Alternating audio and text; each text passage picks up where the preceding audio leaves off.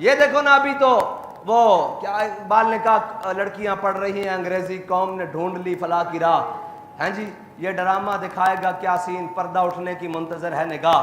ہم جب کہتے تھے کہ اوئے حضرت جنید بغدادی سے کسی نے پوچھا نا کہ جناب بتائیں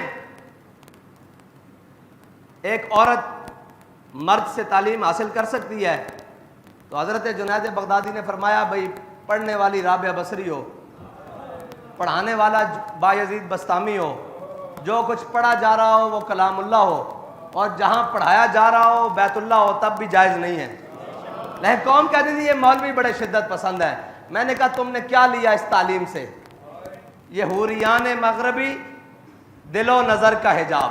اقبال کہتا ہے یہ مغربی حوریان جنہوں نے تمہیں بڑا سارا کچھ دکھایا بنا سوار کر، کیا دیا انہوں نے؟ ایک شخص کے موبائل سے ہیں جی ہزاروں عزتیں تار تار ہوئی ہیں، ایک شخص کے موبائل سے. اقبال نے کہا یہ ڈرامہ دکھائے گا کیا سین، پردہ اٹھنے کی منتظر ہے نگاہ. ایک پردہ اٹھائے تو دیکھو تمہارا بنا کیا ہے. اور جہاں عزت دے کر تعلیم حاصل کر لی ہو، اس تعلیم سے تو بندہ بھوکا مر جائے، یہ بہتر نہیں ہے. جب ہم کہتے تھے کہ جناب نہیں اس طرح نہیں جائز، اس طرح نہیں ممکن، یہ حالات خراب ہو جائیں گے، قوم کے مولوی بڑی شدت پسند ہے جی، مولویوں کو جدت ہونی چاہیے. میں نے کہا جدت سے تم نے کیا لیا ہے؟ اب تو بغیرت بن کے جینے والی بات ہے. تم نے بتاؤ کوئی پوچھنے والا ان سے ہے کہ یہ بنا کیا ہے؟ اور اس میں تو بڑے بڑے پردہ نشینوں کے نام ہیں. پہلے دن نام آیا کہ بڑے بڑے وفاقی وزراء کے نام ہیں، لیکن نام دبا دیے گئے، کوئی نہیں پوچھنے والا. اس سے بھی بڑی بات ہو جائے گی کوئی پوچھنے والا نہیں ہے، اس لیے کہ ہم نے جو آنکھیں بند کر لی ہیں، ہم نے جو حضور کے دین کو، جب حیا کی بات ہو او جی کون چل سکتا ہے اسلام پر؟ میں نے کہا تم اسلام پر نہیں چل سکتے، دو خراج اپنا، دو اب بے حیائی کا خراج دو نا. ایک شہر کی ایک یونیورسٹی سے یہ تعداد نکلی ہے، اور تم مجھے بتاؤ ہم جب پیٹ پیٹ کے مرتے ہیں نا کہ دین دین دین، ہمیں یہ سمجھ آ جاتی ہے کہ قوم بھی کوئی مستحق نہیں ہے دین کی، اور قوم کا بھی کوئی دل نہیں مانتا دین کے. اگر قوم کا دین دیکھنا ہو تو ان کی شادیوں میں چلے جاؤ. حضرت امام حسین کے کربلا کے اندر صرف آواز ہوئی اونچی رونے کی، تو حضرت امام حسین نے آ کر کہا خیموں میں کہ خبردار اب آواز کسی کی اونچی ہو. اور کوئی آواز کسی بات پر اونچی نہیں ہوئی، علی اکبر کا لاشا دیکھ کر اونچی ہوئی تھی، علی اصغر کا لاشا دیکھ کر اونچی ہوئی تھی. ہاں یہ حسینیت ہے. کہا خبردار کسی کی آواز بھی بلند ہوئی، آواز بھی غیر محرموں تک نہیں جانی چاہیے. ہیں جی یہ ہے حسینیت. اور جب یہ بات کریں تو پھر کہیں گے جناب کون اسلام پر چل سکتا ہے؟ جی آپ کیسی باتیں کرتے ہیں، آپ کیا باتیں کرتے ہیں، آپ جناب کیسے، قوم کیسے چلے گی جناب اسلام پر جب عزتیں تو لٹوا رہی ہو تعلیم کے نام پر؟ اور کوئی تعلیم کے نام پر عزت لوٹ کے چلا جاتا ہے، کوئی بے نظیر کارڈ کے نام پر عزت لوٹ کے چلا جاتا ہے، کوئی جناب انکم سپورٹ کے نام پر عزت لوٹ کے چلا جاتا ہے، کوئی ہیلتھ کارڈ کے نام پر عزت لوٹ کر چلا جاتا ہے. یہ ہے وہ نظام، یہ ہے وہ جمہوریت، یہ ہے وہ جس کا راگ الاپتے ہوئے آج 76 سال گزر گئے ہیں. اب تو تعلیم کے لیے عزتیں نہیں بحال، بلکہ اس نظام میں تو پیسے دے کر عزتیں لٹوائی جا رہی ہیں. ہاں جی ایک تعلیم یہ ہے کہ مفت حاصل ہو رہی ہو، ایک ہے کہ پیسے دے کے ایک ایک سیمسٹر کے، اور ایک ایک جناب وہ جو ہیں سسٹم کے، اور ایک ایک MBA اور جو بھی ان کی تعلیمی نظام ہیں، ایک ایک سال پورا کرنے کے لیے لاکھوں کی فیس دے کر عزتیں لٹوائی جا رہی ہیں. یہ نظام تعلیم دیا. وہ تو لارڈ میکالے جب اس بر صغیر میں آیا تھا تو اس نے آ کر کہا تھا کہ میں واپس جا کر تقریر کی، اس نے کہا تم اس قوم کو شکست نہیں دے سکتے. اس نظام کو چھوڑ کر ہم نے یہ نظام اپنایا ہے. ہاں صاف سن گیا ہے قوم کو بھی، ہاں سب کو، اس لیے کہ حضور کے دین کو جو کمر کی ہے، قرآن کو پیچھے چھوڑ کر یہ تعلیم جدت کے نام پر آئی تھی. تو پھر اس طرح ہی ہونا تھا نا. اگر قرآن کو پڑھا ہوتا تو پھر اس طرح تو نہیں ہو سکتا تھا نا. اگر قرآن کا نظام ہوتا، قرآن کی تعلیم ہوتی، پھر تو اس طرح نہیں ہو سکتا تھا نا. پھر تو حیا اور محبت کا درس ہونا تھا، پھر تو وفا و عشق کا درس ہونا تھا. لیکن یہاں تو عزت تاراج کر کے، سارا کچھ تاراج کر کے. اور میرے آقا مولا صلی اللہ علیہ وسلم، قرون اولیٰ کا زمانہ ہے جہاں بابا جی احتیاط سے بات کرتے ہوئے کہتے تھے کہ جب مدینہ پاک میں زلزلہ آیا نا تو حضرت عمر نے اگلے دن تقریر کی، فرمایا ما ھذا ما حدثتم. اس کے بعد حضرت بابا جی فرمایا کرتے تھے کہ صحابہ کرام نے کیا کیا ہوگا؟ اتنا ہی کیا ہوگا نا کہ کوئی نماز بغیر مسواک کیے پڑھا دی جاتی ہوگی، پڑھا دی گئی ہوگی یا پڑھ لی گئی ہوگی. یہی ہوا ہوگا نا، اتنا پاک دور. لیکن میرے آقا و مولا صلی اللہ تعالیٰ علیہ وسلم کی ظاہری حیات میں مسجد نبوی کے 2 دروازے تھے، ایک سے مرد داخل ہوتے تھے اور ایک سے عورتیں داخل ہوتی تھی. جب میرے آقا و مولا صلی اللہ علیہ وسلم کے ظاہری حیات کے بعد جب مسجدوں میں عورتیں آنا بند ہو گئی تو حضرت عبداللہ بن عمر سے کسی نے کہا کہ آپ اس دروازے سے کیوں نہیں داخل ہوتے؟ کہا میرے آقا و مولا صلی اللہ تعالیٰ علیہ وسلم نے منع فرمایا تھا. کہا اب عورتیں تو نہیں آتی؟ کہا حضور نے جو منع کر دیا تھا میں نے اس دروازے سے اندر نہیں جانا. یہ اس قرون اولیٰ کی دور کی بات کر رہا ہوں. اس دور میں بھی حضور نے فرمایا تمہاری نماز تمہارے گھر کے پچھلے کمرے میں زیادہ قبولیت ہے.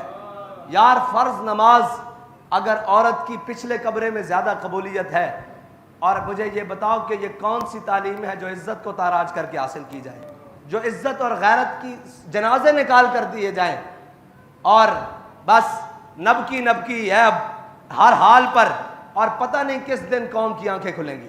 یہ بات آج کی ہے، کل چپ ہو جائیں گے، پرسوں پھر ایک نیا تماشا ہوگا، ترسوں پھر چپ کر دیا جائے گا. یہ جناب اسی طرح چلتے رہیں گے اور صرف اتنا خیال ہوگا کہ چلو جی کوئی بات نہیں، یہ کسی کی بیٹی ہے نا، ہماری نہیں. ہاں ہماری بیٹیوں کا درد تب ہوتا ہے جب دین کا درد اندر موجود ہو.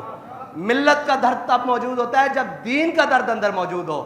جب یہ احساس ہی نہ ہو کہ تو اپنے کماؤ، اپنے کھاؤ، اپنی دولت کے پیچھے پڑے رہو، تو پھر یہ احساس تو ختم ہو جائے گا.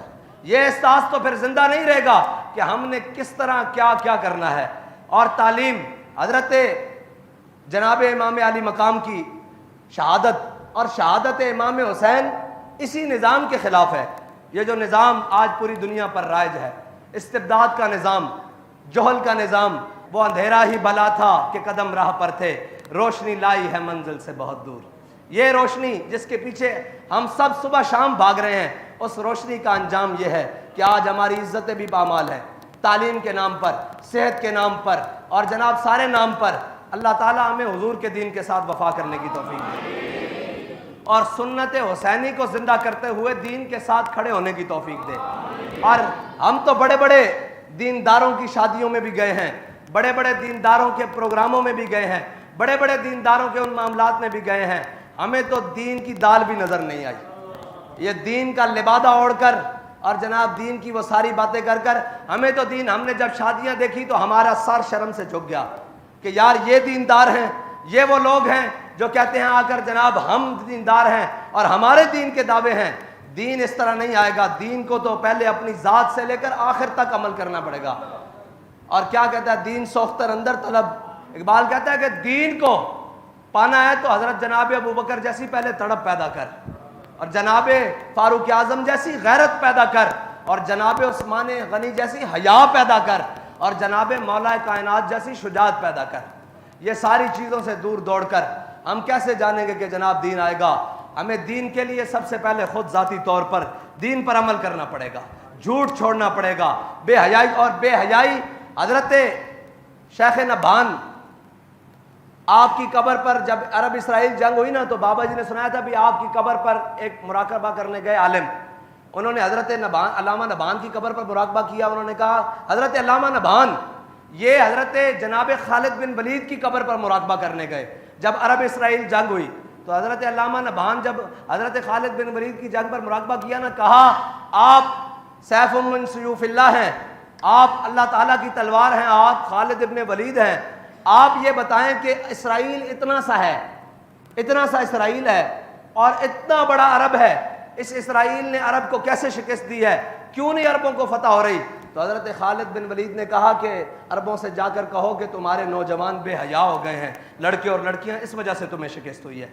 جو قوم بے حیا ہو جائے نا، پھر حضرت جناب سیدنا صدیق اکبر نے بھی کہا تھا کہ جو قوم بے حیا ہو جائے پھر اللہ اس کے اوپر اپنا قہر مسلط کر دے گا. ہاں جی، اور اس کے اوپر اللہ عمہم البلا، اور اس کے اوپر اللہ تعالیٰ اپنی بلائیں نازل کر دے گا. اب جب بے حیائی کا عروج اس سطح پر ہے تو پھر ہمیں یہ کہنے میں جناب شرم نہیں ہونی چاہیے یا ہمیں عیر نہیں آنا چاہیے کہ ہمارے ساتھ کیا ہو رہا ہے. ہمارے ساتھ اسی لیے ہو رہا ہے کہ ہم نے اسلام کو چھوڑ دیا. جب میں یہ کہتا ہوں کہ یا اللہ میرا حال دیکھ، آواز آتی ہے بندے اپنا نامہ اعمال دیکھ. اللہ تعالیٰ مجھے اور آپ کو دین کی سمجھ عطا فرمائے. وآخر دعوانا الحمدللہ.